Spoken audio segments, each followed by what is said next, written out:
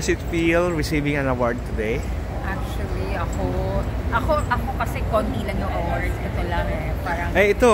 Laman. Oo, siya yung Lahat. unang tanungin. Oo. Dapat awards ko. Oo. Pero sobrang thankful ako kasi may mga naniniwala pa rin sa talent, sa tagal na ginagawa natin sa industry. So, yung manotice ka, napakalaking bagay. And sa tiwala na binibigay ng mga tao, mga friends.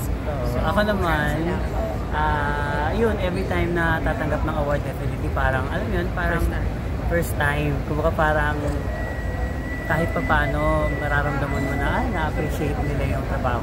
So hindi ka nagsasawa? Ay, sabi ko nga, hanggat may naniniwala, hanggat may nagbibigay, tatanggapin lang. Kuya John, marami ka ng awards na na-receive pero hindi kita naramdaman na mayabang ka sa social media. Bakit po ganun? Ako na pa sasagot para sa kanya. Sige. Napaka-humble nitong taong to. Una, nung nakilala ko siya, talaga na-intimidate ako. Kasi akala ko talaga, siya.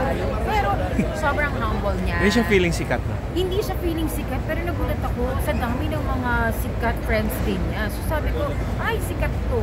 Ayun. So, ano ba, pakiramdam mo ako? Hindi kasi, para sa akin naman kasi, parang, yun, kung maganda yung trabaho mo, hello po! Pwede pong pa-clear muna natin ang area. Labas muna po tayo. Except the media.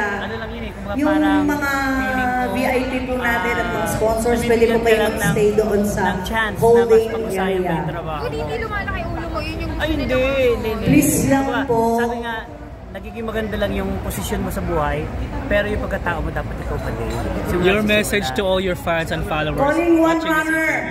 Maraming salamat sa mga si Matilda. Listeners ng Barangay LS kasi number 1 yung program namin, program ni Mama Emma. Thank you so much po. At lahat ng shows ng Barangay LS. Dito po ang holding area natin. Yung Barangay LS mismo number 1. Maraming salamat. Picture ako sa inyo. Okay, 1, 2, 3. Okay, one more. Intriga. Yung ibang program sa babanggitin ko ba? Pero sa kabila nawala na. Tapos sa inyo tuloy-tuloy pa rin. Hindi, actually sabi na parang ayaw namin makapag-compete. O kasi yung buong, enjoy lang. di ba yung buong istasyon parang nawala na? Hindi lang yung program.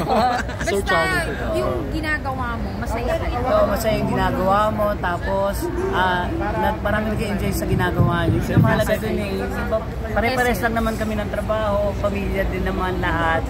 Kapuso. Oo, so kailangan mas maganda yung maging humble kasi. Yeah, again, congratulations. Thank you.